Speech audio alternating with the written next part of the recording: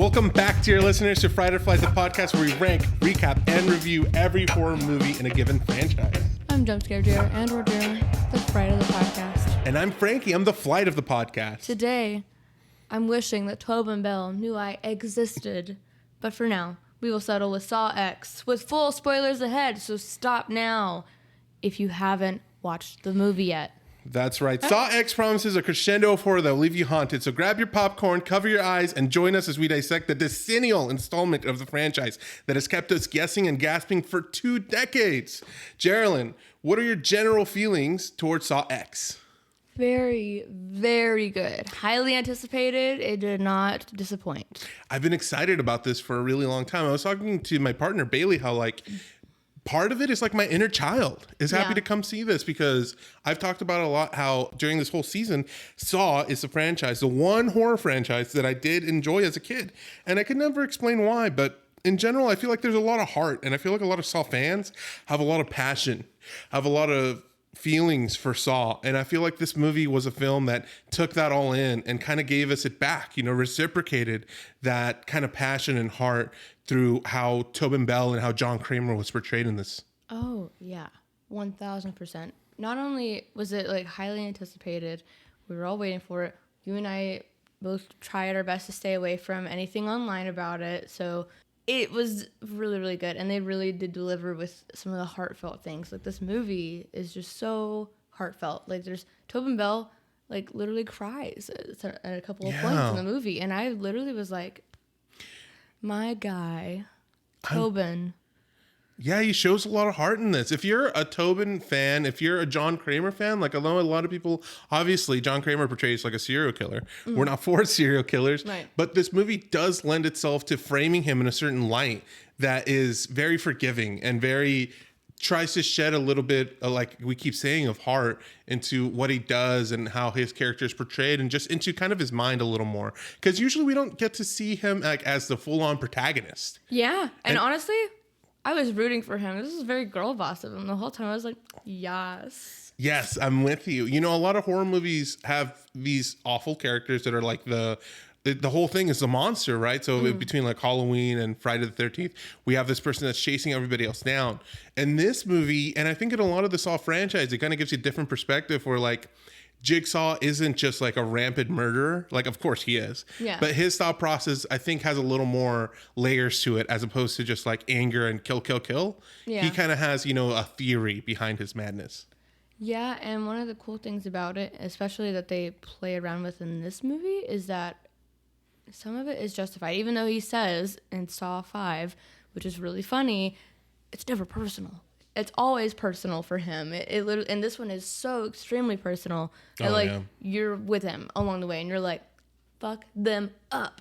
Yeah, and the director that did Saw 6 and Saw 7, Kevin Grudert, he comes back to do this film, and I feel like the ones that he's on have kind of a rage against a certain thing across them. In Saw 6, we talked about how they go against the medical insurance companies. Yeah. In Saw 7, there's a whole trap with a bunch of racists in it. And in this one, again, another Kevin joint, it's he is working against scams, basically. Con artists. Con which artists. I love. Yeah, so I do like the perspective of Jigsaw taking on such and such. And we get another one of those films here. Yeah, it was really, really well executed. So I recommend anybody who's interested, go watch Saw X. I don't really think you need to see many of the other ones at all. If you haven't seen all first 7, you don't really need to see any of them. This could be your first Saw movie. It could be. It could be. And if you've seen Saw 1, maybe Saw 2, it'll have or even Saw 3, it'll have a little extra added to it. And I think in some ways, this movie improves the other ones a little bit on a rewatch value. But I highly recommend. Yeah, I second that. And here is where you would stop listening if you don't want to have spoilers. So if you haven't seen the movie, leave now, or we will spoil the movie for you, and that will be no fun. That's right. All right. So full spoilers ahead of every Saw movie that has ever come out, including Saw X. If you haven't seen any of them and don't want to get spoiled, don't listen to this. Come back later and we'll keep talking about it. And now we're going to go start our deep dive. We're going to talk about Saw X. We're going to talk about the whole franchise as a whole a little bit because we've now covered all 10 Saw movies. Yeah. So we're kind of going to, reevaluate everything, see like how our experience went. As we've talked about, Tobin Bell returns in this movie. He wasn't in Spiral, the previous film, at all. Right. And he wasn't a lot in Jigsaw, if I'm being honest. Yeah. So this movie is the one he's been in the most, like out of all 10 of them. Like this is the one he has the most dialogue. Yeah, the most dialogue, literally beginning to end. Like he was in it, and it really had a different vibe to it. Like we talked about, like he was kind of like the protagonist in this one, and I loved it. I was living for it. Yeah, Tobin Bell, I don't think they could have gotten anybody to portray this character as well as he has. No. No, not at all. And I'm super happy that he's had this opportunity. He's been super committed across all 10 of these films. It's like he's intertwined with the character that is John Kramer. Yeah, it's hard to do any separating because I'm like, but I know that he's probably absolutely nothing like John Kramer in real life. Oh, here's a clip on how Tobin Bell is Jigsaw. Okay. John Kramer, he has been a civil engineer and an architect for almost 40 years. And what interests me about him is that he is interested in many, many, many things from a point of view of philosophy, theology. He's extremely well-read, very intelligent, and very committed, unlike many of us who look around us and complain about the world or some aspect of the world but do nothing. He does something. Whether you agree with what he does or not is another subject entirely. It's my job to flush him out, to be on his side, and to draw audiences in to the thought process. So he really invests a lot of time and effort into being John Kramer. And I feel like something I really appreciate about him is he takes the role so seriously. Like he doesn't take it lightly. And from the beginning, he was like that. I told you previously, like on a different episode, that when they did Saw 1, the first film, they offered to have his body be doubled and just have a different thing laying down on the ground so he wouldn't have to be on the floor for like hours on end recording this movie. But it was important to Tobin, even though he barely had any dialogue, any lines in the first movie, that he was the one that was on the floor for hours, so that when he got up at the very end during that twist, so it would look like he had been there for hours, because it was important for him to get that realism across, that is what would sell the twist. And I think it definitely paid off. Oh, yeah. And I appreciate him so much for that. I don't know where would we be without that. This movie is set between 1 and 3 somewhere along those lines. And we get to see him portray this character back then. They don't do any de-aging in this movie, and I don't have a problem with that. I know some people have come across saying that like, oh, how does that make any sense? He looks so much older now, and he's supposed to be portraying a character from all 20 years ago. He really doesn't look that old to me. He doesn't look that much older. He looks mostly the same. He's aged so well, but it's also like unproblematic. Like that's what happens when you're an unproblematic white person, like you age well. Just don't be problematic, But he literally looks great for 82. Like an 82-year-old man looks still like in his 60s. That's really cool. He moves good. He's like, a lot of people have a conversation about the whole de-aging thing in general. Some people say, oh, it takes me out of it, or it gives me a uncanny valley effect. So I don't like it. Personally, for me, I didn't mind it at all in this. Like, I thought it was completely fine. Just tell me, and I'm like, I don't know, like suspend your disbelief or whatever. Right. I mean, that's what you're doing when you're watching movies anyway. But the only complaint that I guess I had was, God damn, Amanda's hair is so fucking bad in this movie. Her hair looks so bad. I know that like in Saw 2, it was short like that, but it looked a little bit better and had like a little bit of like a little like wave out, but it looked so bad. A lot of people complain about her hair just generally across all the movies. I don't dislike it in Saw 2. I don't either. A lot of people don't like it in Saw 2. Or even Saw 3. Like, her hair was long and beautiful and stuff. But, like, in Saw 2, it really, like, fit the grungy vibe, so I didn't mind it. And it looked like, spiked out a little bit. They could have done something with it. Like, it just looked like a bad haircut to me. And I was like, come on, guys. If you're really trying to sell this as Amanda, they didn't really give her any of like the 90s like grunge kind of clothes. I personally either. like her having a different haircut in each movie. That's fine, but like do something. Kind of reminds you of Scream with Courtney Cox. Courtney Cox, you know. Her her Scream 3 haircut is Oh my gosh. historically the Atrocious, worst. yeah. But I also didn't mind it that much. Maybe a sign of the times, you know, kind of Maybe. plants the movie a little bit. But I mean, I also didn't like the wardrobe for Amanda in this movie because historically I loved it. I think historically The she combat wears, boots and the military pants, love it it. just didn't feel very 90s to me. I don't know. I wanted. I don't more consider it like a 90s vibe. Well, I mean, I guess these movies came out in like 2000, so maybe I don't know. It just didn't really feel like Amanda's clothes. You're bearing the lead a little bit. Amanda's back. We Amanda's get her back. back. That's so awesome. Like, I am personally a huge fan of Amanda. I'm an Amanda fan, Amanda lover. I'm so happy to see her again. Me too. I think she does a great job. Of course, you can definitely tell that she's aged. So I mean, on one end there is a beauty, and there's also like a not that Amanda's not beautiful or anything. Like Shawnee Smith is still beautiful, but I just mean like there's kind of like that where Tobin Bell, for example, has aged pretty well. I think Amanda, like, you can see the difference in her, unfortunately. So I just feel like I don't know. It doesn't make any difference for me watching the film. It It doesn't take it away from me It at doesn't all. take it away because Amanda's still Amanda, and she still has the same kind of like attitude and actions. What did you think of her performance in this film? This is like She was great. She's played this character a lot, and I feel like Most lines. her character has changed over the years, not just in her personality, but just in Shawnee Smith's portrayal. I feel like her acting has definitely changed. Like when we first saw her in The Reverse Bear Trap, I thought she gave an amazing performance, but a lot of people criticized her acting in Saw 2, and then a lot of people criticized her acting in Saw 3, thought she was over the top. Personally, I love her performance in Saw 3. Like that's where I fell in love with her, really, because we get to see her like range, her get angry, her be upset. I feel like there's a lot of minutia within like her performance that I really liked, and we get to see her again here, and it makes me so happy. Yeah, I really liked her performance. I really had no complaints at all. I mean, I know that the de-aging thing is kind of hit or miss. I'm on like a really neutral standpoint of it. I'm like, either way, I'm going to see the movie. So regardless, it doesn't really matter that much to me because I know that these people are the characters. So. Right. Here's a clip of Shawnee being Amanda. Okay.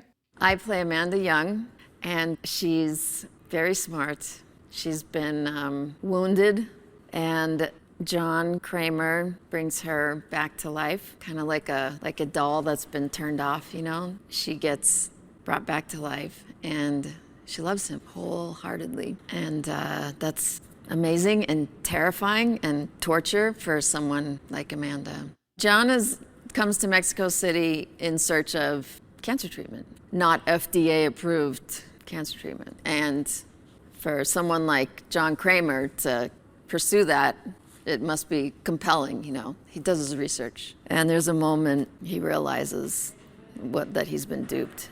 His hope clouded his vision a little, and the game was pretty, you know, their racket was pretty compelling, devastating for him, and really pisses me off. It's hard for Amanda because she loves John so much, and to see him hurt like that and vulnerable like that, there's a battle cry in there, but at the same time, you can't forsake that philosophy, you know, that like every human being deserves a chance. And he's in the business of saving souls, and she's in that business. You know, he really does plan on her continuing this work of his, and he wouldn't give that to her if he didn't think she could do it or that she believed in it. And that is bigger than the anger until at a certain point, you know, then you see like there's no redemption for several characters. But still, everybody deserves a chance. So yeah, I think it's super interesting to hear both Tobin and Shawnee talk about their characters because I feel like they really do embody their characters. Oh yeah, and you definitely feel the love that Amanda has for John Kramer in this movie.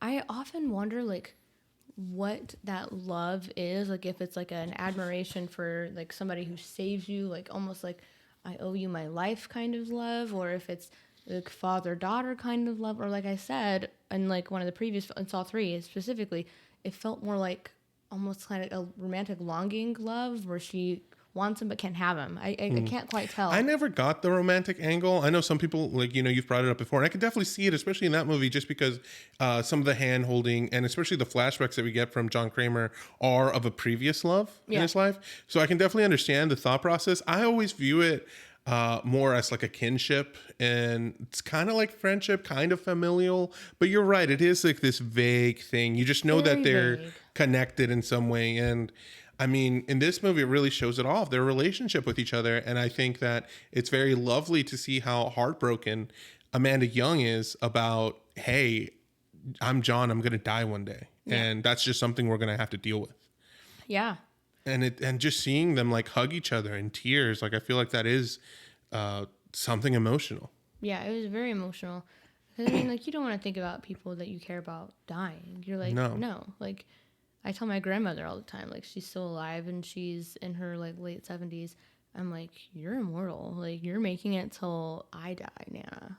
And I know that's not accurate, but like the thought of her ever leaving this planet literally kills me. Yeah. It wounds my soul, so I can't ever think of that, because until that happens, it's not happening, Yeah. Well, you might as well enjoy the time that you have together. Exactly. I mean, John, in a lot of ways, not even just saving Amanda, but even afterwards, gave Amanda purpose in her life. Yeah. And I think we can't help but attach ourselves to that as hard as we can. I mean, a lot of the times it's all we have in the world. Yeah. Is what we're here for, what we're here to do, and the people that we do those things with. Yeah, and not just that, but there's also this idea that you see throughout after the end of Saw 2 and throughout Saw 3, where it seems like John Kramer has set up Amanda to take on his legacy. He's kind of accepted that he's going to die. So he puts Amanda in the position of the next in line. And that's, again, seems very fatherly to me, seeing her as like his next legacy member. Successor. Right, exactly. And of course, in later movies that gets kind of jumbled up a little bit. We've got multiple legacy members, but specifically with John and Amanda, that's always how I viewed it. Now, in that clip, we do get a little bit of like the description for this plot of this movie. Is that we've been talking about those two characters, and what it is that John finds there's this special treatment that she could get in Mexico. Which we also get a little bit of a preview of that in Saw 6 when he's talking to the insurance guy in like one of the flashbacks. Yeah, they connect it, and that's another Kevin Gruder film. Yeah. So like he connects it to his own movie, and this is kind of that experience. It's like an excursion from the franchise, So that's why you don't really need to see the other ones to appreciate this one. I think seeing them does give it like an extra layer. Yeah. But it's not necessarily watching. I enjoy that it takes place in Mexico. I think that's super fun for me. I'm Mexican, and to see all like these Mexican actors portraying in a Saw movie, super cool. Some of the people have complained that they do the whole like yellow sepia color filter. Okay. A lot. That's a big complaint in general, that like whenever American Hollywood films are made, every time they go to Egypt, every time they go to Mexico, they have to put on this filter to make it look dirtier. Oh, we're in Mexico it's the now. exotic dirty sepia filter. Yeah. Interesting. I've never noticed that. I don't like that, it. Now that you brought it up, I mean, it kind of felt like they were just trying to stick with the same color grading, if I'm being honest. Well, they Like don't use typically do. yellow. They But use they green and kinda blue. did in the, I think it may have been Saw 4. Yeah, Saw 4, where they had the mausoleum scene. It was kind of like a yellow kind of like, Yeah, color. I agree. So, that is a criticism that I also share with when just films in general. However, I do give a little bit more of a pass to the Saw franchise just because of their history with doing so much color grading. Yeah. Because of that green that we know so well from the original trilogy, I guess is the best way to put it. Yeah. And so I don't mind it as much as I do in other films. I think it's perfectly fine. It's not incredibly offensive to me or anything.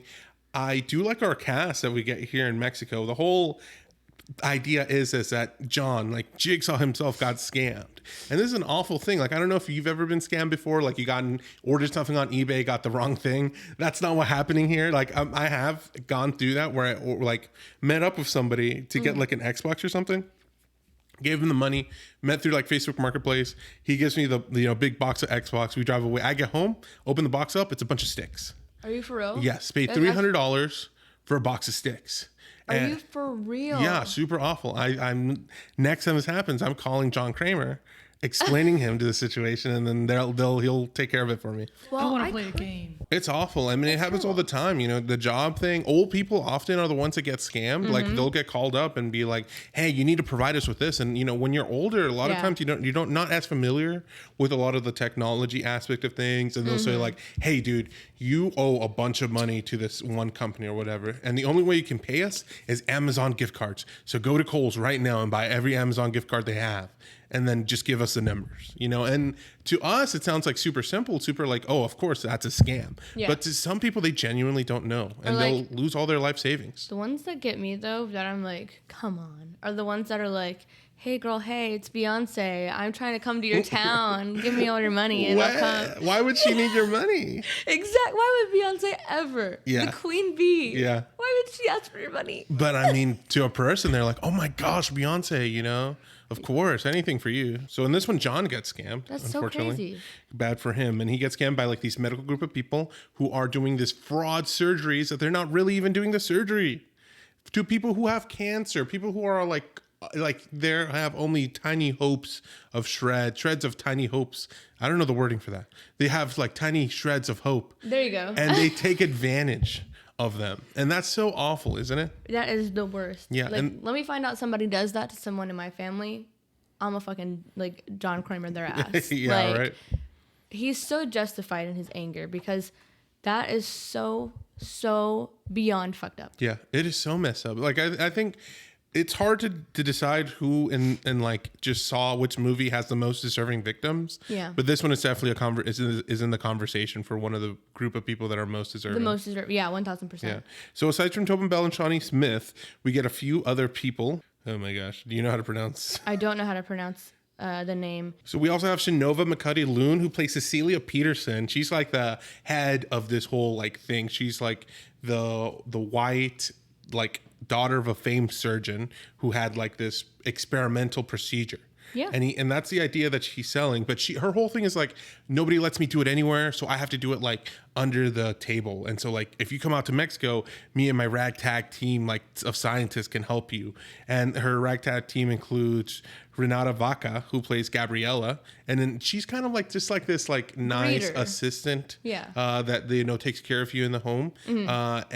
But on the flip side of it, she's actually somebody who's suffering from an addiction, and that is how she gets involved. That's how she makes money for the drugs. She gets her drugs from Octavio. Hinojosa, Okay, yeah. Hinojosa. who plays Mateo, and his whole situation is that he pretends to do a surgery on you. And he's actually like a vet. He's a vet, and that's how he gets the anesthesia to put John Kramer under. And while he's like, pretending to look on a screen that has like, it's showing his brain, because that's the kind of cancer John has, brain Yeah. cancer. Later on, we found out that camera wasn't even live. It was a DVD It was a DVD. on how to do brain surgery for dummies, I guess. It's so funny. And then we have Stephen Brand as Parker Sears. Yeah. I don't think I remember who Parker was. Parker- that was her partner. Yes, Parker is one of the people who's acting like he has like he has throat cancer. Yeah. So he had something lodged, and he was pretending to kind of sell that like, oh, there's other people who get procedures here. And the turn later on is that she's romantically involved with Cecilia Peterson. Oh yeah, 1000% crazy. We also get Paulette Hernandez, and she plays Valentina. Her flip, she is a woman of the night in Mexico, and Oh, and yeah, I forgot. And she's kind of playing of a nurse in this, gets the lab results and all that. And this is basically the group of people who swindle you. And then we also get the cab driver Diego is also involved, played by Joshua Okamoto. Sorry. Yeah. Yeah. As Diego. And his character is also interesting. He's one of the first real chaps we see. Like when we get to talking about the traps, it is interesting how they do that in this movie. I say traps, John Kramer doesn't call them traps. They're tests. Yeah. That's what they are, because he doesn't kill people. And kill Diego people. was actually the quote unquote doctor that was doing the brain surgery. Oh. Mateo was the anesthesiologist. Oh, okay. So Mateo didn't have a beard, but when they showed the doctor, he was wearing a face mask and he had like a fake beard on. And it's revealed during Diego's test that it was Diego that was the doctor. We also get to meet another young gentleman who's like around the area, and his father supposedly is the caretaker for like the landscape and stuff. Carlos is his name, and his, like, if you want to say his name, because Jorge Briseño. I just feel like I'm gonna butcher names. So. Fair enough. I do like Carlos's involvement here. I think it's super interesting. I think this is a controversial note here, though. Okay. Just having a kid in a horror movie. Love it. I love it because we got to see Evil Dead Rise, and that involved children, and Yeah. I fucking loved it. Yeah, and I didn't realize. Okay, I'm not going to give any spoilers for Evil Dead Rise, actually, but in Carlos's involvement here is that we get to see a little bit more of like just John Kramer's relationship with children. Yeah. And he definitely thinks of this guy as innocent, this child here. And we have this scene early on where he helps him fix a bike. Yeah. Right. And neither of them speak each other's language. Most of everybody else in the cast, they're bilingual. Yeah. And they'll speak English and Spanish. But Carlos here only speaks Spanish. And so they have a little moment together with each other. And I think that's very nice. Here I have a clip of Renata Vaca, who plays Gabriela, talking about her experience working with Shawnee Smith.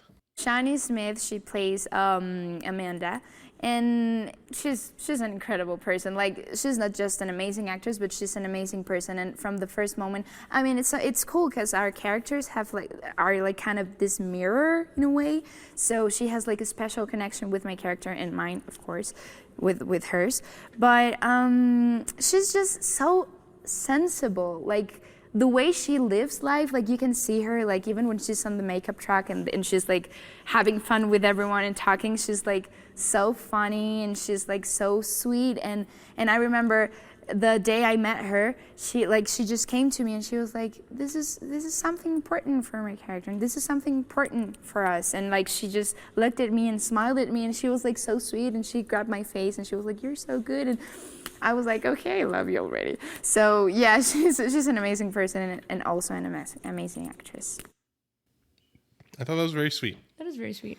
And I'm glad that, we have another cast that, like, I feel like it's very loving, if I'm being honest. And I think the Saw franchise, like we've talked about before, is known for that, about them being a family with each other and having a lot of these people having worked on several of the films coming back year after year to continue on working on it. Yeah, that's always really fun. It's also really, really cool given the content that they create. Yeah. That is just so ironic that it's like, oh. But like you so said loving. before, I think that is something that comes up with horror communities. Yeah. And that it's like this very tight-knit, familial kind of experience. Yeah. John Kramer in this movie is kind of like a hero. I feel like a lot of this movie is kind of like a revenge story. Yeah, I mean, just the general like vibe that we get from the beginning is very, very different from any other Saw film that we've ever gotten.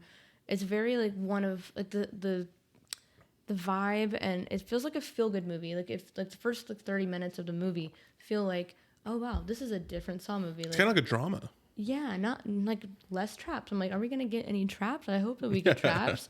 Not that I want to see people like, meet their demise. But this is what we come for, and right. it takes a while to really get it going. It does, but I'm glad they did, because it gives you so much more of like a longing for the traps. So like when they finally do come, it's like very well worth it. Yeah. But then the second thing is it gives you a little bit more humanity to John Kramer, and we don't get to see him a lot of the time. Normally we see him talking behind a screen, behind Billy the puppet as well. So like he's not always in frame. So it's really, really nice to see him like lose this hope, get hope again. Yeah, like, and see him going on like this rampage. Like you said earlier, like this is a film where you are rooting for him. Like you see like what these awful people have done to him, and then the rest of the film is them getting their comeuppance, them getting what's coming to them, their vengeance. I mean, they mess with the wrong guy here. Oh my God, yes. I've never seen several of the John Wick films. I've never seen Atomic Blonde. I haven't either. But I sense like this is very similar in a horror way of like somebody who's been hurt and they're seeking out their vengeance. Yeah. And I feel like that is really different from the other Saw films. We don't get like a detective storyline in this one.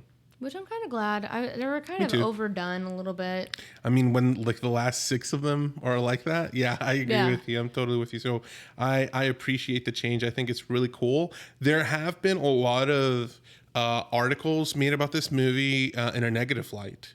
talking about how it's like, oh, like here it is again, more torture porn. A Variety and The Guardian have both like made claims of like, this is what's wrong with society. LOL. That you know, why are we fitting into like needing to go out and seek all this violence or whatever. They're horror films and they're fun. I don't understand. It's the same. It's the same kind of like satanic panic that people have with like video games. Video games cause violence. No, they don't. And I don't see all these horror movies inspiring all of these, like, horror movies have been out for so many years. And do you know how many of the like serial killers like use that as like, this is what caused me to be a serial killer? No, there's no correlation. Like, it's so stupid. It is really stupid. And I think a lot of people dismiss it because I feel like, especially this one, like we keep on talking about how there is so much about a character development, character arcs, character relationships in this film. And all these people who are talking about it in that light just dismiss all of it immediately because there's blood in it. So it's like, it doesn't matter that John Kramer and Amanda have this, you know, heartwarming relationship. They're not thinking about that. They're like, well, it has somebody else doing this awful thing. So don't even. See, that's another reason why I think that we might not see it in our lifetime, like the horror movies ever reach Oscar, Grammy standards, anything like that, because people are so quick to downplay anyone's performance in those movies because they're so blinded by the blood.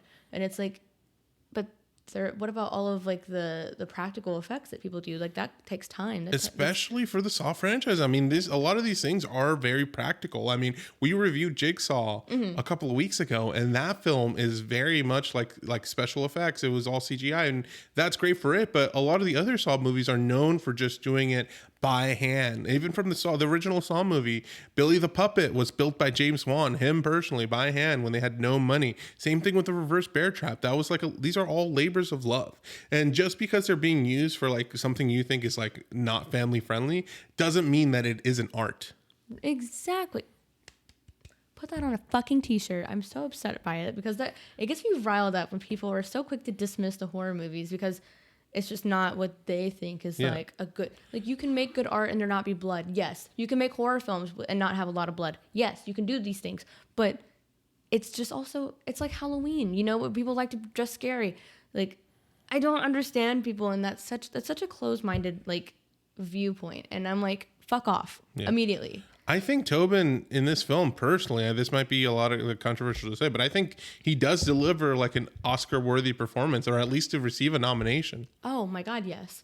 Like not only that, like we see so much of like the hope, the sadness, the longing. We see pain. We see like fear, like so many different things, and like even like his tears, like just so good. Like I literally was like it made me sad for him. Yeah. I didn't personally cry watching it, but I wouldn't be surprised. I came close for sure because I was like mad for him, and I was like, that is so fucked up.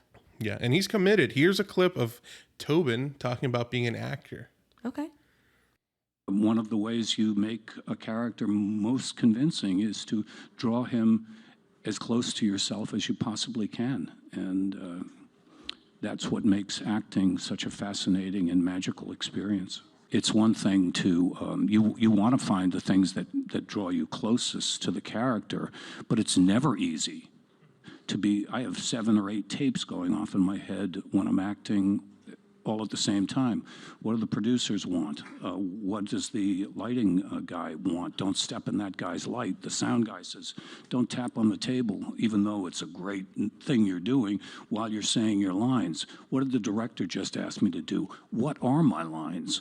How do I relate to the person that I'm acting with? I have all these tape recordings going off in my head. It's never easy to act when there's 60 people standing around and you're trying to make something happen like it's happening for the first time. And it's actually happening for the 30th time. So acting is not easy.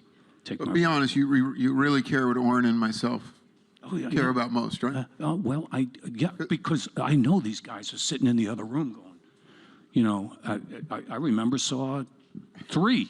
Saw 3, we were trying to shoot a scene, and Shawnee and I are talking about, does she take the gun out of the back of the small of her back or not? And Mark came into the room, and and Darren's trying to be patient, and Mark's like, listen, we got to get this scene and we got to get it now. So Yes. Like, we're going into overtime. We're leaving. Figure it out and shoot it. Yeah, all right, that's we're right. done. That's where he was coming from, because that's what producers do. They get things done on time. So actors are also thinking about that. So acting is a multiple. We got Tobin and Shawnee spending 20 minutes trying to figure out if the gun's in the left pocket or the right pocket. Yeah. And I'm going like, really? Like, come on, guys. Yeah. I said. Shoot one side each. Exactly. The argument was about, do you take the gun out prematurely? She wanted to take the gun out prematurely. I said, don't take it out until you're going to use it. And so that's what we were talking about. But yeah, I think it's so fascinating to hear that like level of detail, of commitment, like that Tobin is really in it like every step of the way. But like you said, like acting in front of so many people, it's like at once is not an easy thing to do, especially like there's also a big difference like when you're acting on a stage for people versus acting in a room with all these cameras that like pointed at you and stuff. Like I've done like theater, like community theater, and it's never been like, you know, big parts or anything, but still like even then at least you have like the lights are not on those people in the audience. You can kind of like, they're kind of dimmed. They're watching you. So it's kind of like you can kind of pretend that they're not there. You can visualize them however you want because they're not expecting anything other than a performance out of you. So it's not as tedious as it is for like movies, which is something that's crazy to think about because you don't really think about it from that way. Because like we're just thinking about like, oh man, like I mean, because I watch low budget films sometimes and I'm like, man, that acting is terrible. But then think about it, like what they have to go through. Like that's a lot. It's a lot to think about. And like, I feel like a dedication to the craft is something that I don't hear as often from other people. Yeah. We are in an age of celebrity, but Tobin Bell talks about it like a thespian, like somebody who has been doing it for like 100 years and knows the craft and how all the gears are working for the film. And I hearing him talk about it like some kind of craftsman for film is just it's so intriguing for me to hear, and it just makes me believe in him and how much detail he's had for his character. I don't know if you know, but a lot of the dialogue that he says in all of the movies are from him. He writes his own dialogue. Really? Because they trust him so much, because nobody knows the character as well as Tobin Bell does. I mean, when you dedicate that many years to playing one character, then yeah, I feel like that level of trust is definitely earned. And I wouldn't trust anybody other than Tobin Bell to play like John Kramer. Me neither. They're one and the same. The only thing that I would be interested in seeing in the future, which I know is kind of jumping like our conversation far up, is I would love to get like a childhood backstory on John Kramer. I would think that would be really fascinating. But I would also love for him to be like in the film at some point, like going back and forth. Yeah. Kind of or thing. involved in just Or producing it. involved Like in he would know. producing it, Yeah. or even like technical directing with the person who's playing the younger version of himself. I Because agree. I would love to see like a really close connection. Because in order for that person to really grasp what the character does, I feel like they need to be connected. I agree. So connected. Yeah. But I would love to see something like that. Me too. The traps in this film has been called by a lot of movie reviewers as some of the most brutal ones in the whole franchise. What did you think? I agree. You think so? I agree. Even just this visualization, like the visualized trap that we don't really actually get in the movie.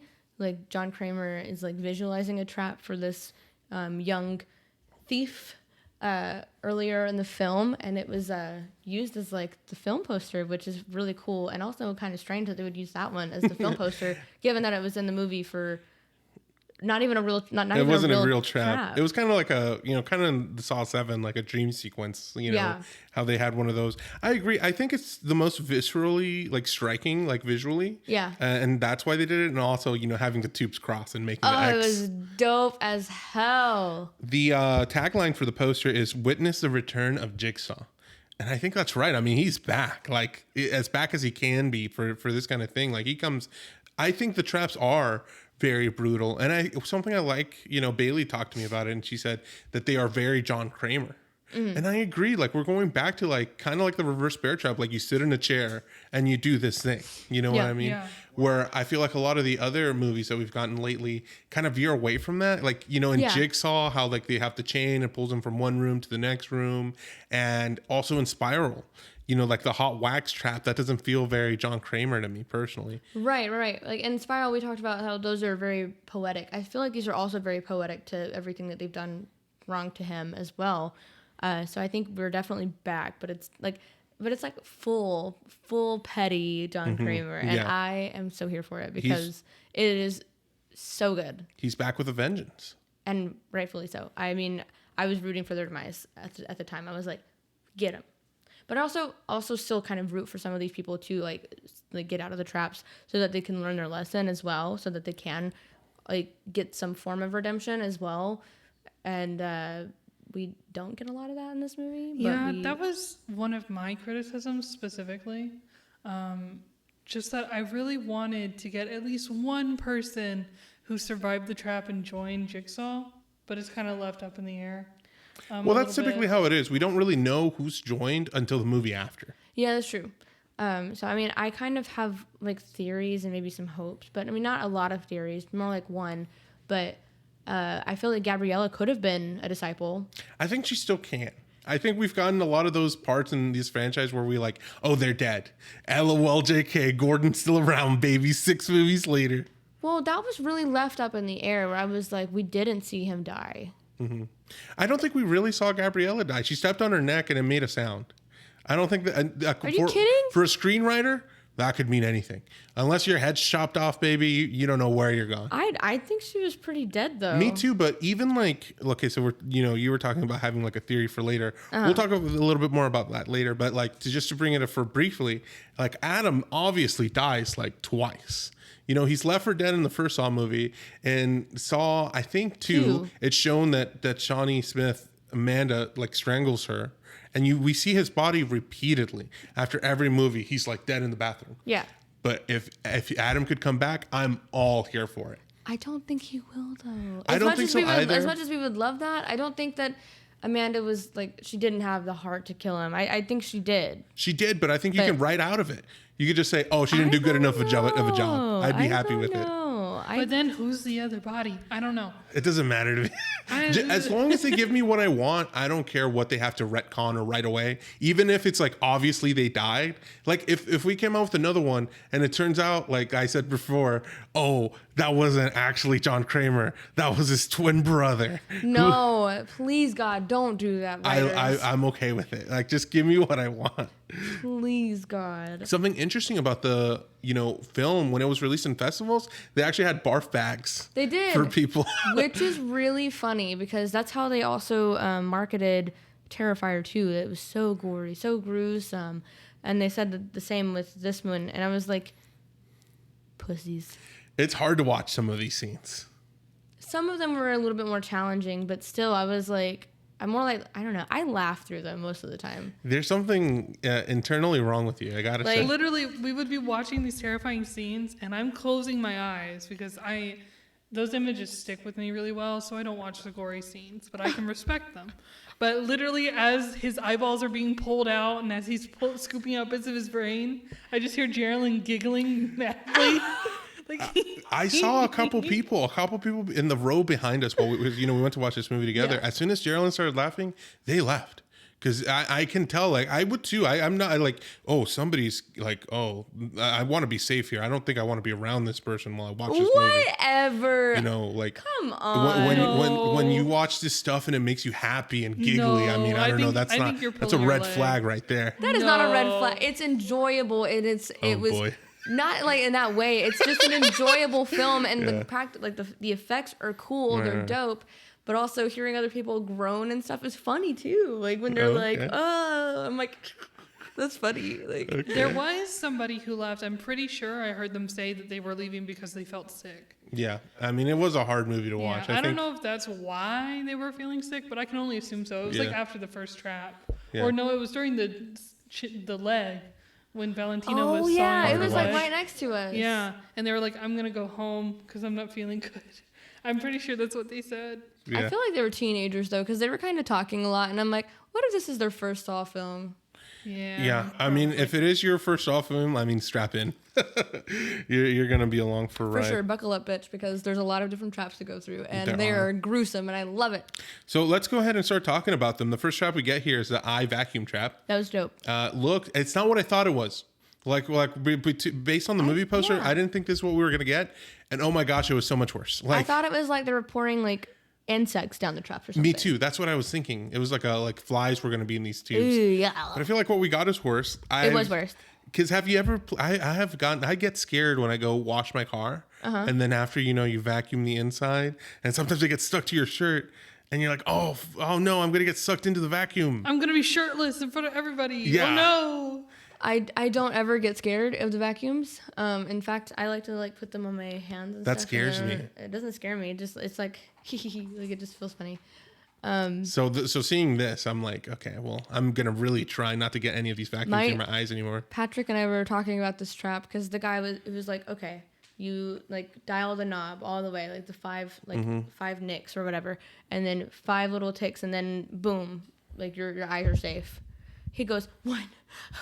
Literally, why wouldn't you just do them all rapid? Do it You all might at the not same be able time. to. I know there's been a thing before in Saw traps where, for example, the bedroom trap in Saw 4, he couldn't press both of the buttons at the same time. He had to press one. Okay, but that and then the was other. explained though in the trap. In this one, it wasn't explained that way. It just seemed like you could turn the dial the entire way. And that's what I would be doing. Yeah. Tick tick tick tick tick. See, this is another one of those things. You say that, Sherilyn. You say that. If it's life or death, and I'm trying to not I'm choosing my fingers. Broken bones can heal. My eyeballs can't be put back in my head like that. I thought the trap was interesting because this trap didn't feel like a death sentence. I mean, the punishment still didn't, very but- bad, but this whole thing was like just a imagination. I think this was very interesting. I think the explanation for this being a thing was that we got to get a trap in early so people know that we're not making them wait an hour before the true. first trap. I liked it though because it makes you think that John literally is always thinking. Yeah, The me wheels too. are always turning, and he's like, "You sticky fingers," for this thief. Yeah, It was very nice. He's a metaphor king here.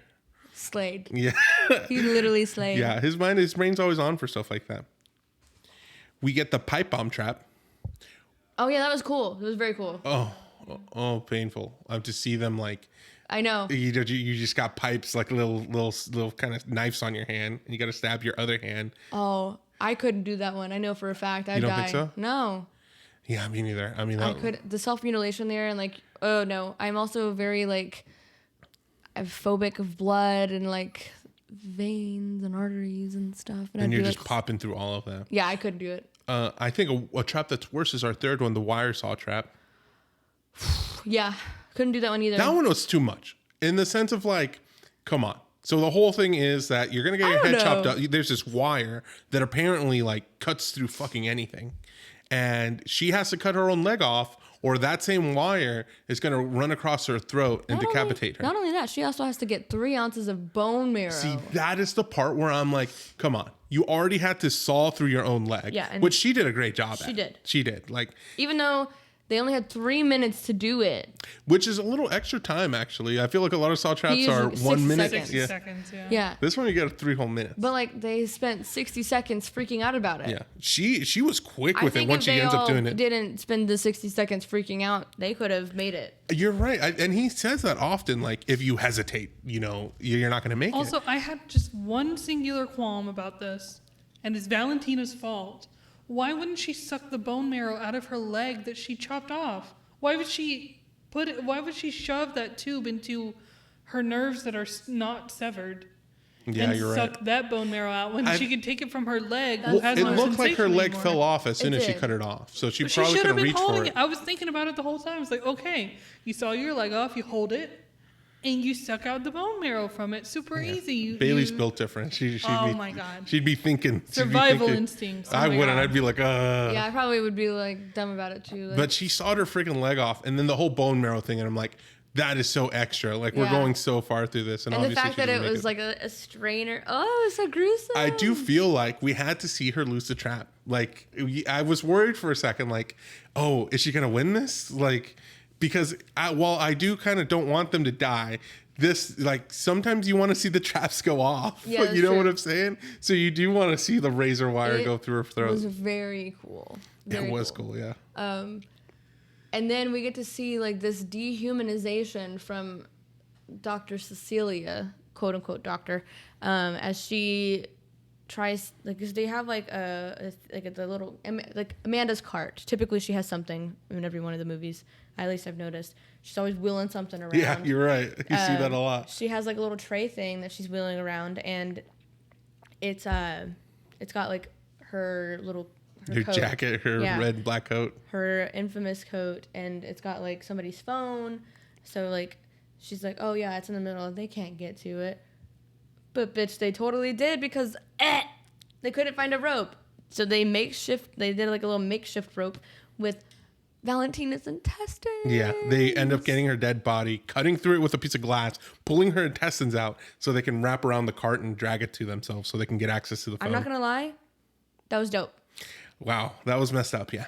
Something about intestines. I mean, oh my gosh. I mean, we saw Texas Chainsaw Massacre, and we saw like somebody get chopped in half in a bus. Yeah. And then the intestines start falling out. Oh Yeah, my God. it was cool. Yeah.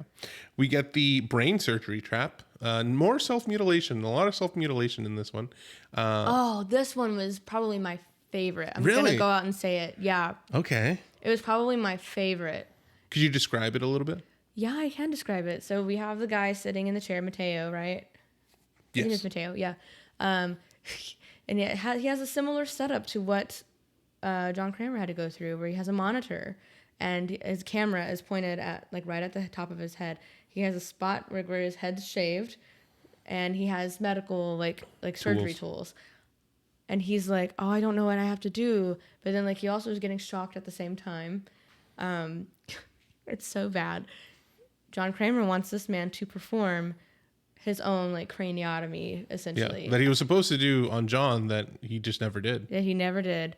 So, but this guy has like an actual like drill that he has to fire up and cut through his own like head, and then he has to at least just pick a small piece of brain, put it in this like acid, and as it dissolves the brain, then it will get him a key. Yeah. Could you, like, it's just, I could we've never do never that. gone this far as like removing bits of your freaking brain. It was just so grotesque, Yeah. gruesome, and grotesque. That's what I was combining the words. It was just, that should be a word, grotesque. I like it. Yeah. It's I just loved there's it. one thing about like chopping your leg off. Like I feel like we Yes. can envision that. We know about medieval times and torture, but removing pieces of your brain, The Geraldine. brain. Oh, Man, I would simply be dead. well, that's what happened to But our also, fellow. it kind of gave me some like Nightmare Before Christmas vibes, Dr. Finkelstein, thinking about it. Because I always tell people that I wish I could lift open my head Yeah, like that. take your brain out. Scratch my brain, take it out, wash it, anything like that. Put a new one in, whatever. Mm-hmm. Like it's a battery. Maybe in the future we'll get robots where we can do that. Yeah, that'd be fun. That would be kind of cool. The radiation trap is one that I didn't find like it was. I think it's one of the weakest one in the movie for me. I thought it was cool. It was very petty as well, because not only did Gabriella have like both her hand and her leg, and she had to like break it essentially and like wiggle her way out of the traps, but then like she did her foot first and then swung away from the radiation. Then John Kramer's like Move the machine. moving. It was just so petty. And Yeah. I couldn't petty. help. I couldn't help but laugh. That did get a laugh from the audience. This movie does have a couple of its moments early on in the film when like Cecilia is talking to John about his hobbies. Mm-hmm. He's like, I kind of, rehabilitate people. like life coach. And he's Yeah. like, more or less. Yeah. And everybody starts laughing in the audience. We're all like, John Kramer, you Aw, raggedy bitch. You silly goose. To be fair, I did think that this one was probably the easiest trap to get out of. I the feel ones like I we could have have survived there. this one. Yeah, And she does. it calls back to Saw 1, right? The first Saw movie where technically they saw their legs off, but we see later on with Detective Matthews, right? Yeah. He breaks his ankle to get out Yeah. of his bonds. Very And similar. it's very similar to this. And like she would have fallen and would have hurt a whole lot, or she did. But like compared to like sawing off your entire leg or I'll take taking this. a piece out of your brain. Yeah. I'll take this one. This is Which I better. do think it's kind of scaled. It does make sense. Well, I feel like Gabriella, in this movie, Amanda has a lot of sympathy for Gabriella. I mean, literally, she sees a lot of herself in Gabriella, I think, because I think young Amanda would have done. Oh, sorry, that's kind of funny because her name is Amanda Young, and I said young Amanda.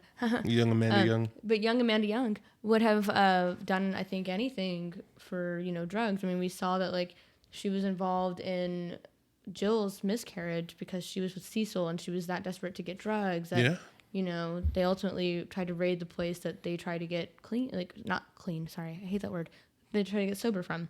So I think that's just wild how it all, like... Yeah, I do think Amanda sees some, like, potential in Gabriella to fix her life and go on to do something, Yeah, and I think that John also sees that, like, through Amanda, and he's like, you can't have She stuff. has to take her own test. Yeah. Maybe, I'm kind of curious to see, like, if those tests were, like, I don't know, like, if certain ones were supposed to go through those, or maybe if, like, Amanda changed the order of them or something. Well, they do kind of make it to where, like, he wanted Gabriella to go before Mateo, but I'm not sure. I'm not sure how that would pay off. Yeah.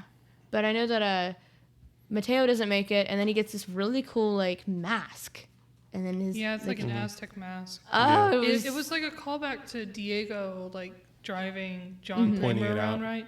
I was thinking, I was 100% sure that one of the traps was going to be taking your own heart out or doing, like, heart surgery. Oh, because they're in Mexico. Yeah, and because Diego specifically mentions, like, oh, this is where they would do sacrifices. They would take their heart out of their chest. Yeah. Or something like that. So I was convinced that was going to be one of the traps, but it wasn't. But they included the face mask instead. Which was really cool. Yeah, I actually did. I think all the cultural references here were done tastefully. And that's something that I, was on keeping an eye out for during the whole duration of this movie. And I definitely think they were respectful of the culture. And also, I think all the actors in this, like, I think it gave them a great shot to be in, like, in this big film. So I think they did a great job of, respecting everybody and their culture. I think so too. I really enjoyed it. And then, of course, we mentioned Gabriella went through her trap, and then she ultimately makes it. But then fucking Dr. Cecilia, that dumb, raggedy bitch. She's evil. I hate her so much. She is, like, evil. Great Like, if actress. you think Jigsaw is awful, no.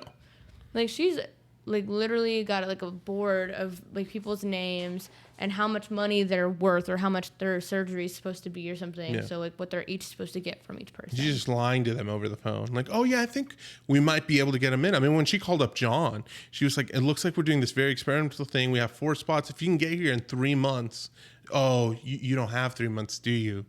Well, if you make it this weekend, we can do something. And it's just so, like, awful. And then after all these people suffer their tests, all these people she's been working with, she's like, oh, actually, I'm happy they're dead. Less people to split the money with.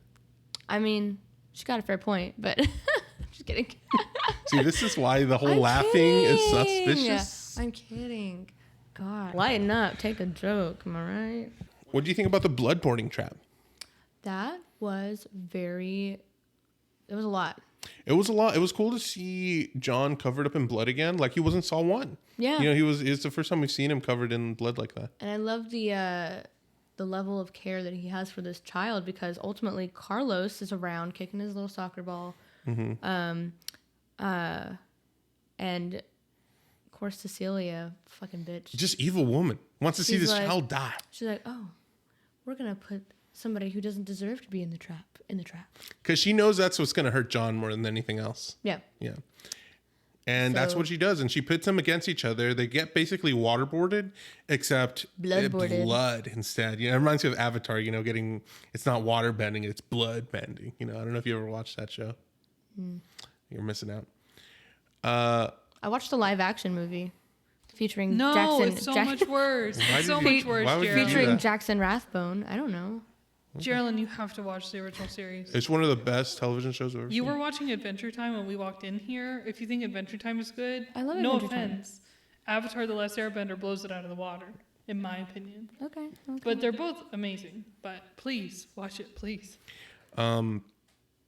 Yeah, and they have this cute little interaction because the whole thing about it's kind of swayed. I think it was meant for Cecilia and her partner, and for them to really show him that, like, oh, she's gonna kill you given the chance. Yeah. I'm not quite sure how the mechanism would have ultimately worked, but essentially you pull the lever and you bring it onto yourself. Yeah. Right. Well, Okay, I'm sorry that I'm cutting you off again. I think it was rigged from the start.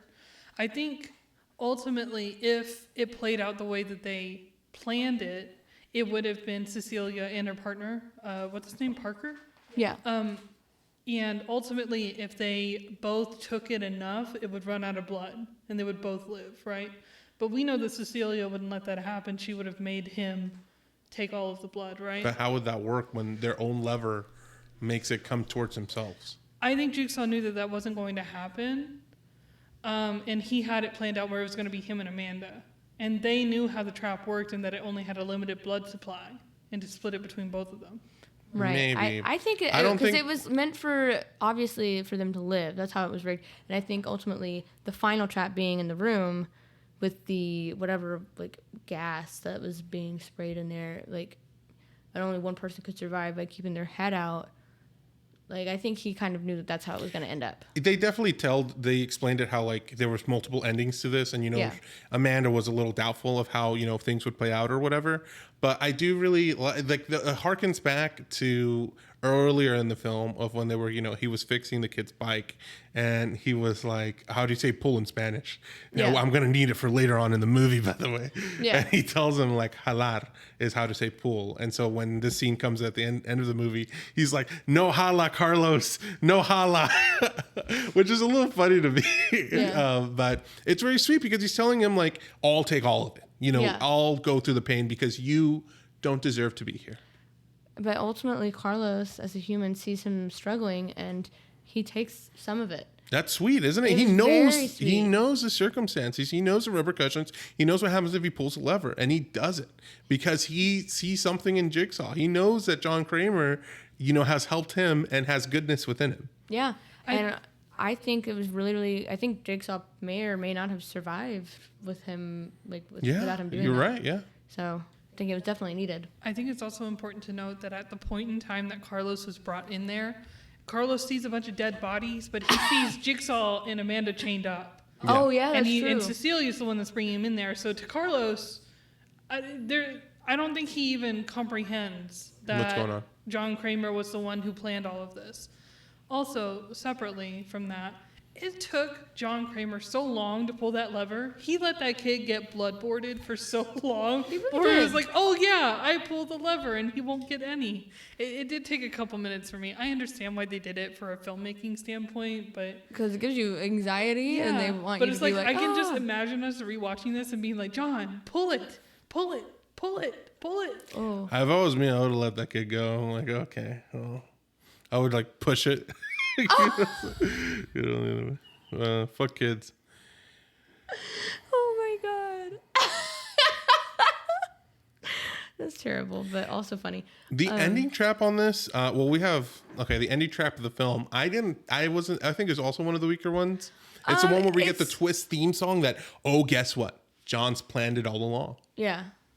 Because, I mean, ultimately, they have to lock themselves in there. I'm like, this is really funny that you're making Jigsaw lock himself in his own trap that he designed. Of course, he knows how to get out of it. Of course, he has the key. Yeah, and I mean, he did. They all had, including Amanda, they had a way to get out of it without a key. They would unlock themselves. Yeah. And, you know, John in his genius, always thinking like every possibility. Exactly. He locks them when they go out. Their money is in that office. So he knows they're going to go in there. And as soon as they pull away the bag of money, the doors close and it's a start timer. filling up with this gas. And we hear that da-na-na, da-na-na, na-na-na-na-na. And it's what they said throughout the whole movie to Parker, like, hey, she's gonna get you. She's not with you. You know, when she's gonna get her opportunity to kill you, you just don't see it yet. And they, like, end up fighting each other, and only one person can survive. Yes. Why did you design it that way? I don't know. What do you mean? Like, why he designed it that way? I won't understand. Because, Well, you always, like he says, his whole philosophy is you got to give them a chance to survive. yeah, but she doesn't deserve any chance. Well, see, that's the Amanda thinking. John thinks she does, and She conned people out of their money and then also betrayed her partner, the person that she supposedly is with and loves, to survive for herself. yeah, She's selfish. yeah, but John doesn't believe in murder. He Right. thinks that you should be able to make it. And I understand that, but like okay, so for instance, she survives, right? How the hell is she gonna get out of that room? Is it gonna unlock? Is he gonna like maybe it unlocks. The police come. But then also, like, what are we going to like get out of this? Is she's going to be caught? Like, is she going to be put in jail forever? Or like, I don't know. My brain is just racking with possibilities, and I'm like, Saw 11, are you going to do some explaining, or like what's going to happen? Well, we see other people, survive traps, and sometimes we do know what happens to them. Sometimes we don't. Usually they join a support group or whatever. The whole thing with her is just like, she can't do anything.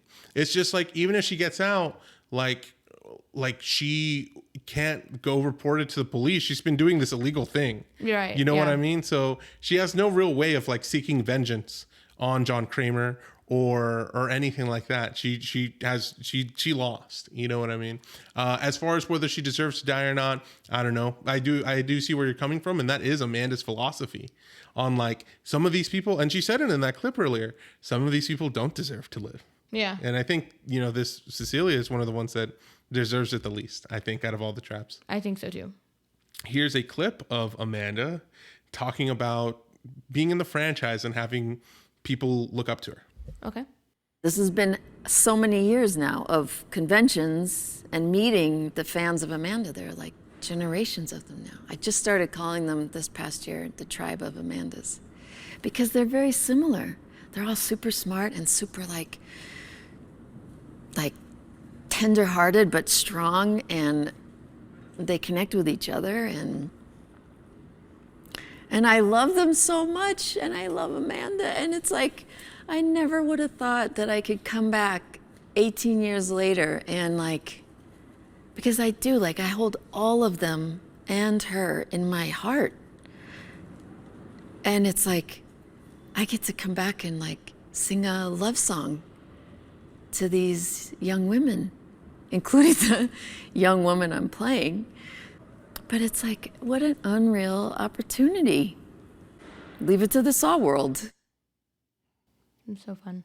Yeah, very sweet. Like the heart that the Saw franchise has is so meaningful, and like it's so sweet for me to know that it wasn't just me that picked up on it from like a young age, that like so many of these other people, or just in general, that all these films were made out of love and out of passion, and as a team, as a family.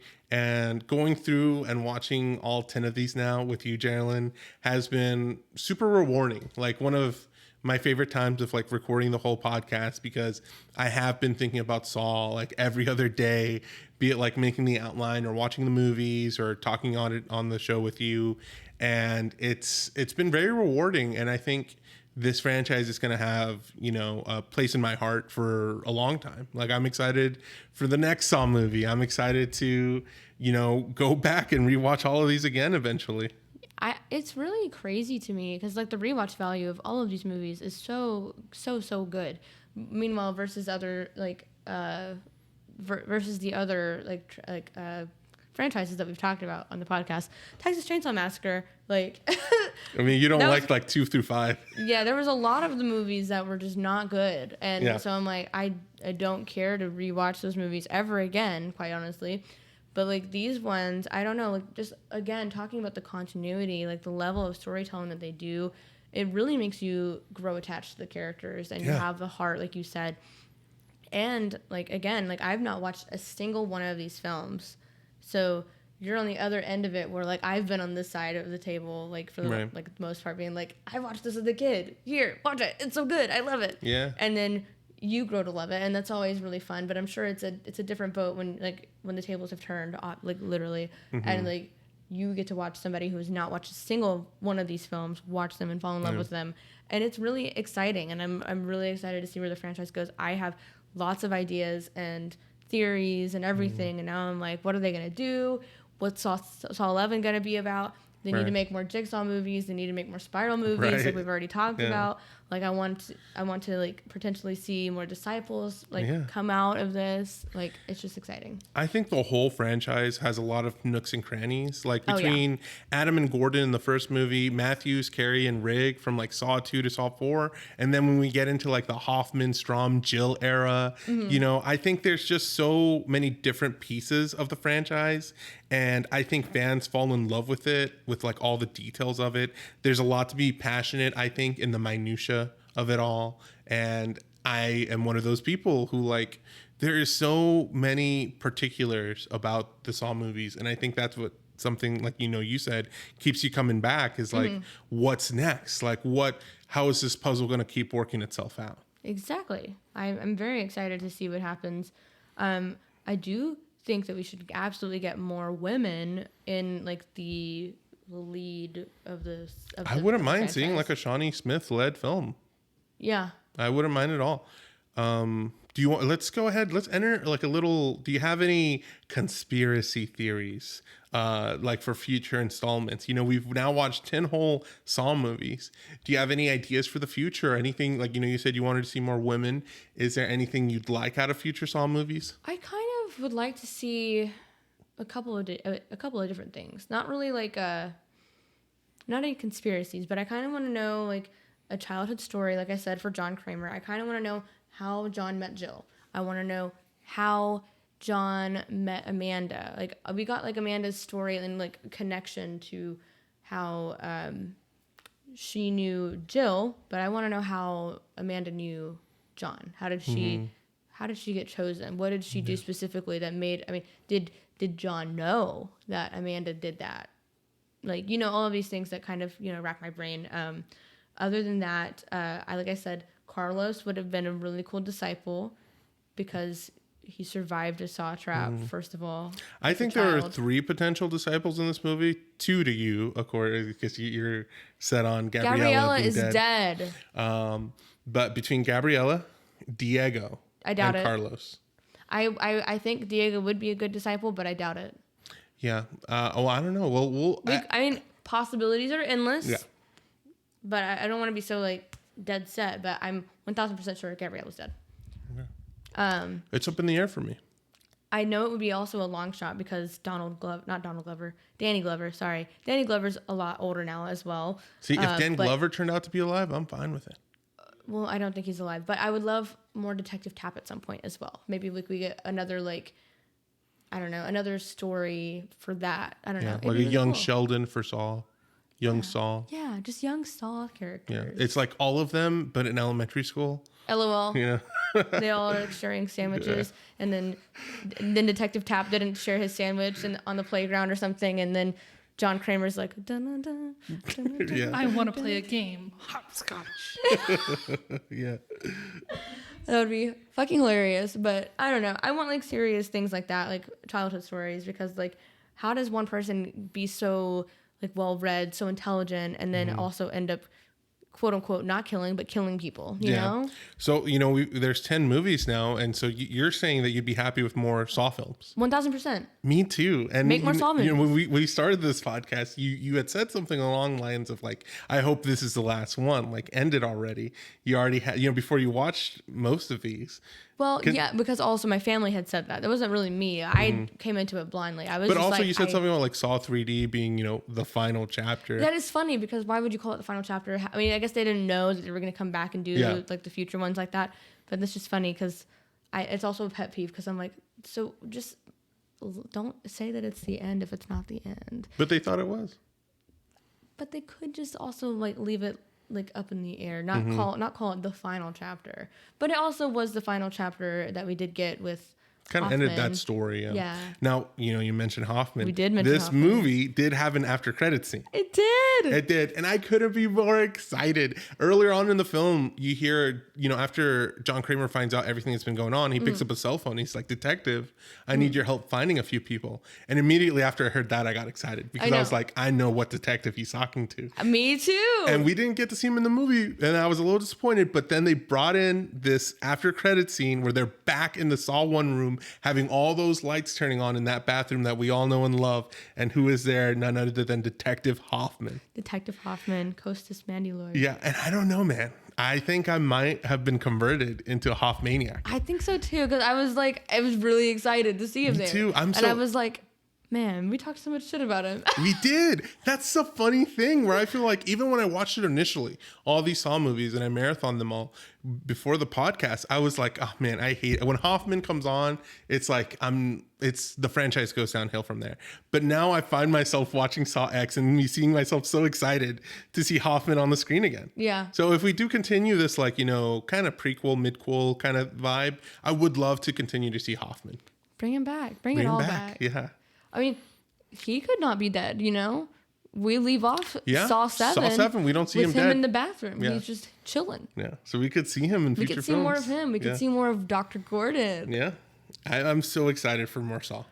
Bring back more Saw. We just need to continue. I know they've already signed off on Saw 11. Have I not seen that Did already? they? I'm not I believe I have I know seen something that somewhere. they say about the Saw films, and which I actually appreciate. They take it one movie at a time, so they never even write a script or plans for the next movie.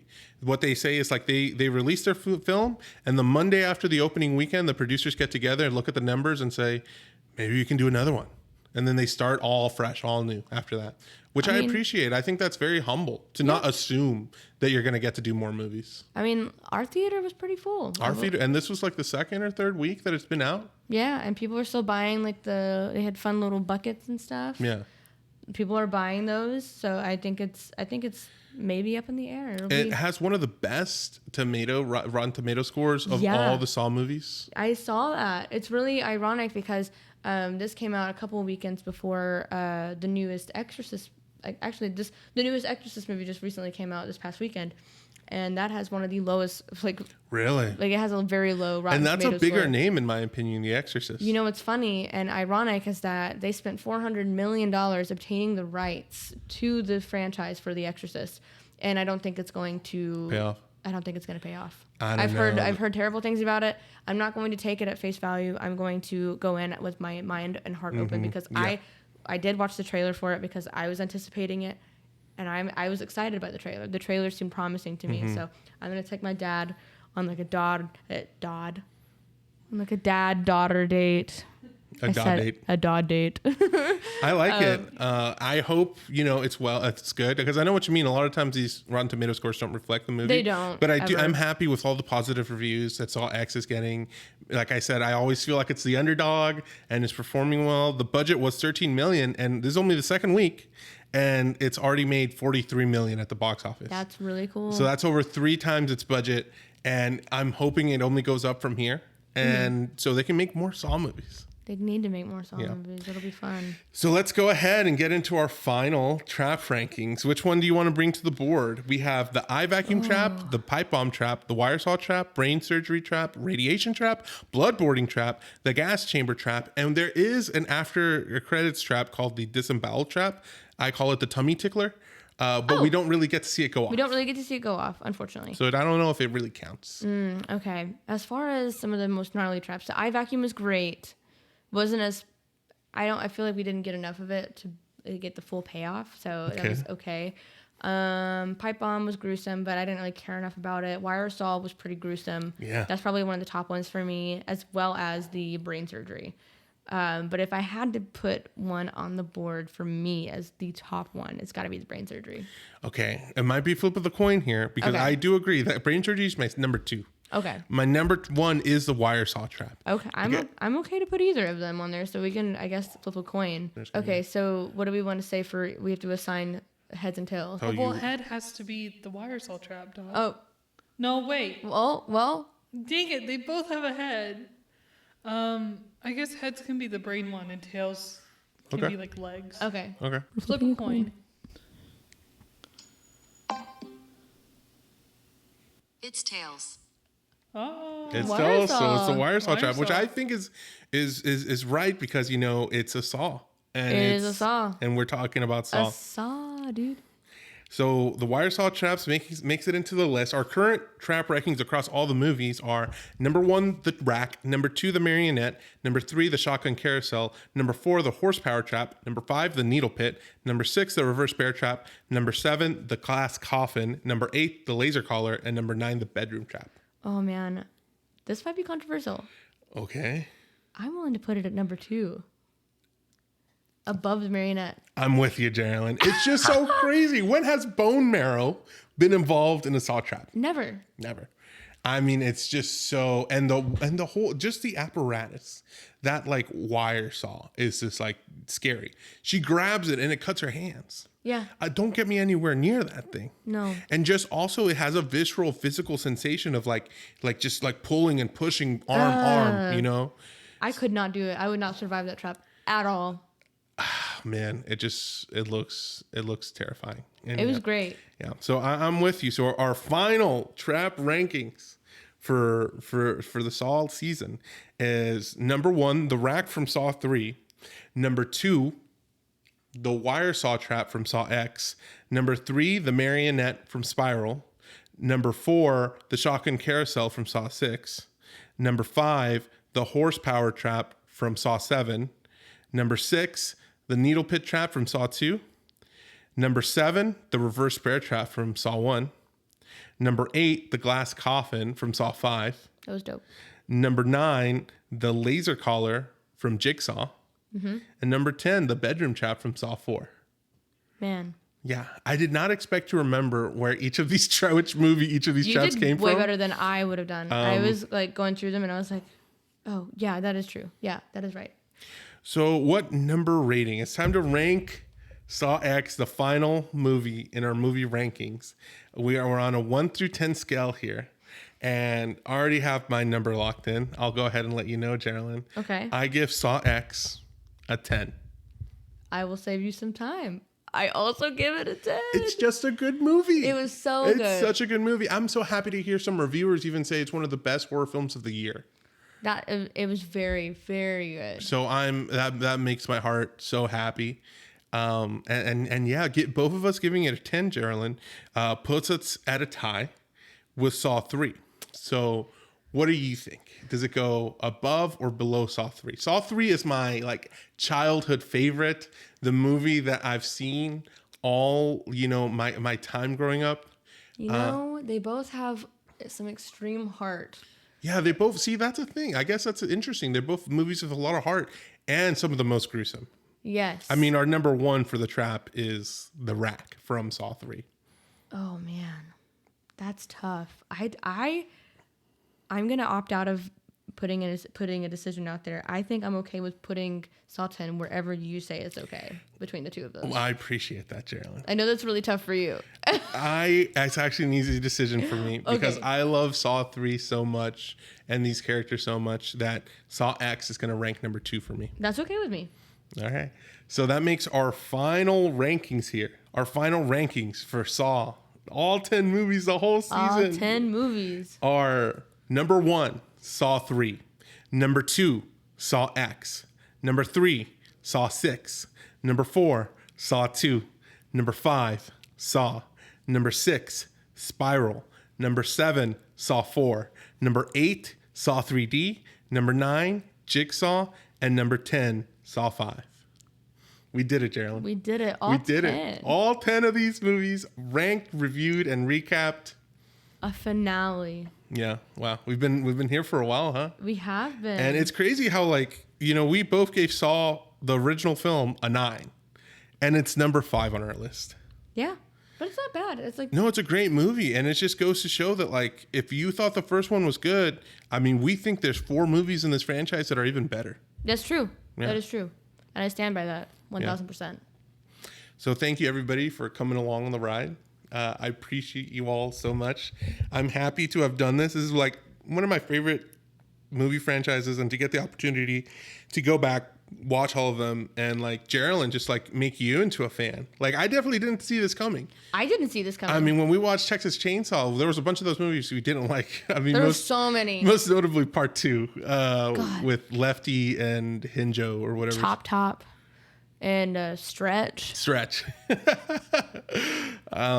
it's happy. I'm so happy that we both had a good time with the franchise. I had a great time with the franchise, and I strangely enough figured out that I'm attracted to Tobin Bell. So that's I don't know if that's a good thing or not. Yeah. But I mean, he seems like pretty cool. Yeah, pretty cool. Pretty cool guy. Here we are, you and me, Geraldine, newly converted disciples of Jigsaw. No, I don't. No. You'd gain a lot of proximity to John Kramer this way. Just kidding. I'm a disciple. I'm just kidding. Just kidding, friends. I could never. I am very much afraid of blood IRL, which is really funny because I love gruesome, gory movies. But yeah, Kevin Gruder, you absolutely slayed this film. So I was. You did. Great job. Great job to everybody. So I'm very pleased. We're going to be doing a lot of, like, this is our last franchise season of the year. Yeah. We're going to be doing a lot of holiday films for the rest of the year. Yes. And we'll come back with more franchises next year. So if there's any ones that you want us to cover, let us know in the comments. Let us know in the comments. Send us an email. There are some new ones that are coming out that we'll definitely be covering, and I'm super excited for them. One that you guys know is coming our way is Five Nights at Freddy's. It's not really a holiday film, but I'm excited for it. I'm That's so right. excited for it. It looks so good. So I hope that it delivers. And then we also have, I think, a video of us playing Five Nights at Freddy's that should be coming shortly as well. If you want to go to our Facebook or Instagram, we do have a short clip from it. We do have a clip. But we'll be posting a longer gameplay of Five Nights at Freddy's in anticipation for the movie. It will be so fun and rewarding, and you get to see us both get scared. Also, we have the new Thanksgiving film by Eli Roth. I'm very excited for that, starring Patrick Dempsey and Addison Rae. Yeah. So what other movies have they done? Eli Roth has done a lot of things. He also is known for being an actor in Quentin Tarantino's Inglourious Bastards. Very good actor, very good performer and director, obviously. So I'm excited to see that movie in the light. Other than that, another big one that has already come out many, many years ago, Krampus. Yeah, by for Michael Christmas. Dougherty for Christmas. Because what better way to celebrate? Yeah. For Halloween, we're doing Trick or Treat. Trick or Treat. So another Michael Dougherty film because I'm a fan and I love him. And I'm also anticipating Trick or Treat 2. So we'll definitely have some more episodes for y'all. Thank you for joining us on our first 4 seasons. yes, thank you We so much. appreciate it so much. I love doing the show. This has been a joy for me. I'm learning a lot about whole sections of films I've never seen before. And I'm learning a lot. I just learned so much about Saw that I before the podcast, I never would have gone to the theaters to see Saw 10 ever as it came out this year. So I'm glad that I did because I fell in love with the franchise and I loved that movie and it was worth it. Yeah. All right. To leave you guys, I have something a little special this time around is that I recently found out. I meant to mention it in a different episode, Geraldine, but initially during one of the Darren Lynn Bousman films, Darren had Tobin Bell do a cover of a Johnny Cash song that they were going to run during the credits, but they never did. Oh. I think they recorded it, but we've never heard it before. I would love to put it out eventually. So recently I found out that Tobin Bell plays music. Yeah. And I never knew that before. And so to exit, here is a cover that Tobin Bell did of Knocking on Heaven's Door. Very cool.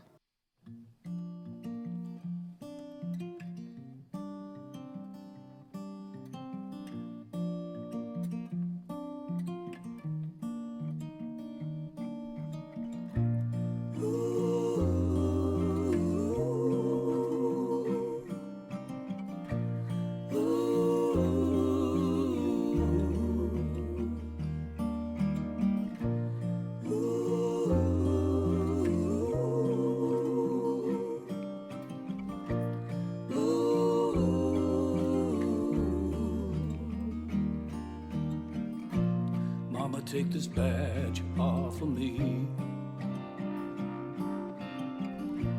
I can't use it anymore. It's getting dark, too dark to see. Feels like I'm knocking on heaven's door. Knock, knock, knocking on heaven's door.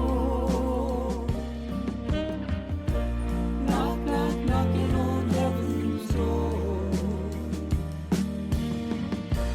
Knock, knock, knocking on heaven's door.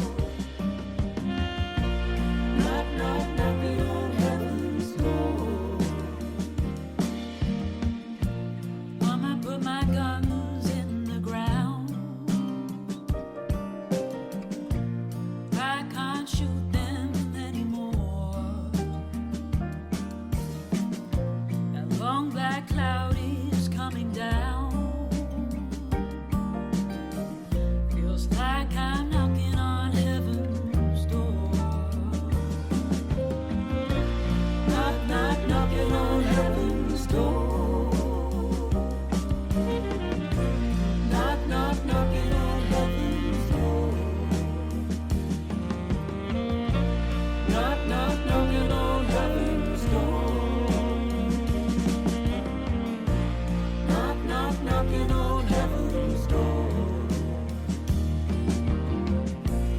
Mama, wipe the blood from my face. I'm sick and tired of the war. Got a long black feeling that's hard to trace. Feels like I'm knocking on heaven's door. Knock, knock, knocking on heaven's door. Knock, knock, knocking on heaven's door. Knock, knock, knocking on heaven's door. Knock, knock, knocking on heaven's door.